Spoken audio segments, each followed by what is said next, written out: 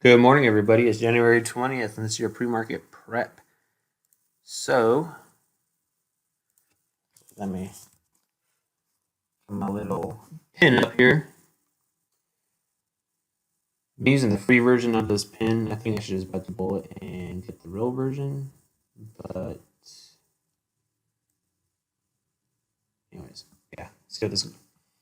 We'll get this working for now. Okay, so yesterday, if you recall, talked about if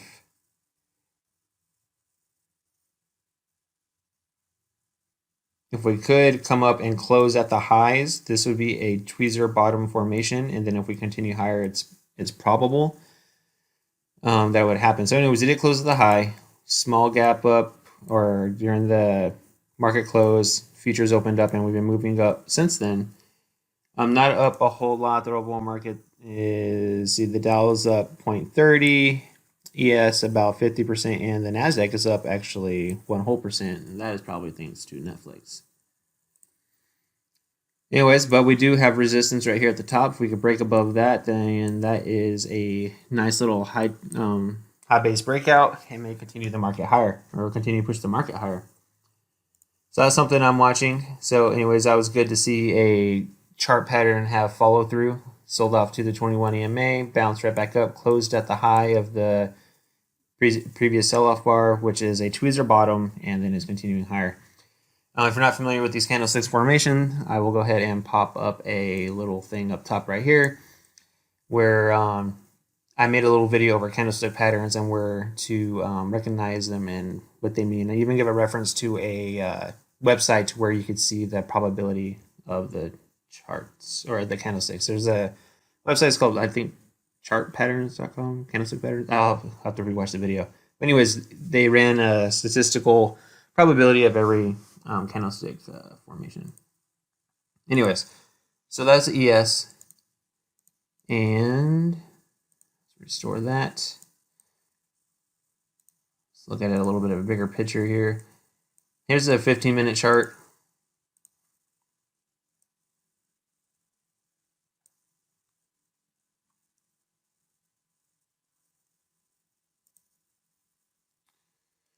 And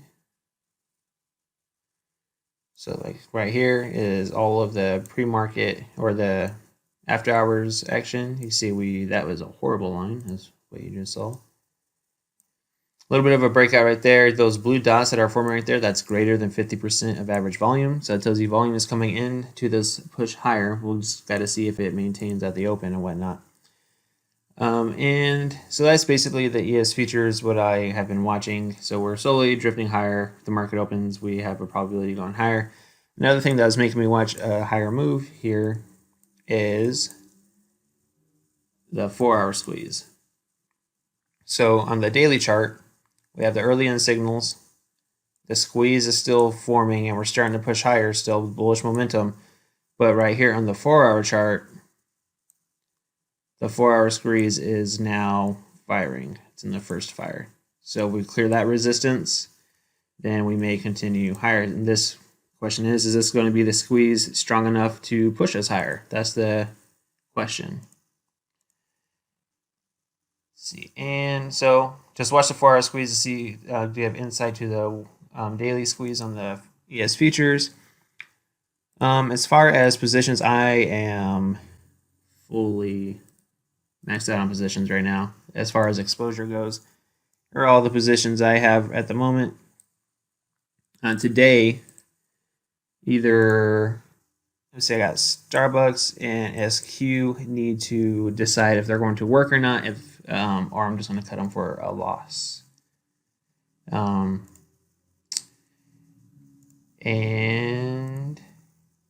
I'm in Facebook. This one I could probably close for a profit. Took a third out, and it's probably be up nearly 90% of max profit. So I'll end up closing that one today. Everything else is for next week anyway, so I don't have anything on my radar that I'm watching. But something for you guys to take note of is, if you remember the pre-market prep and review, no, not the pre-market prep review, sorry, the weekend prep and review or whatever, the one that I put out on the weekend, I said to watch out for this high volume doji, which was this one right here. See how the volume is relatively high compared to the rest? High volume doji basically is an indication of which direction the rest of the price may go. So this is the Consumer Staples ETF, and it is down, it's below the 50 SMA, the 21 and 34 EMAs, below the 20 EMA. Here is the 200 SMA. It is currently at this support level. So by textbook answer of a high volume doji is if it can close below the doji, then there's more move to the downside. For me, it's already extended. If it continues lower, I'd probably, this ETF does pop to resistance level and on light volume again, I'd probably short a stock in the Consumer Staples ETF as a hedge against all the other longs. So that's something to think about. It is showing a sign of weakness. It's still early to the game, but that is just something to take note of and watch and see what unfolds. As far as that, all the other ETFs are all the same. Nothing abnormal to report, except industrials are looking a little sideways. Anyways, that's all I have for you. Hope you found this video helpful as far as what to look for today. If you found this video helpful, please like, subscribe, share with your friends. If you have any questions, please write them in the comment section below.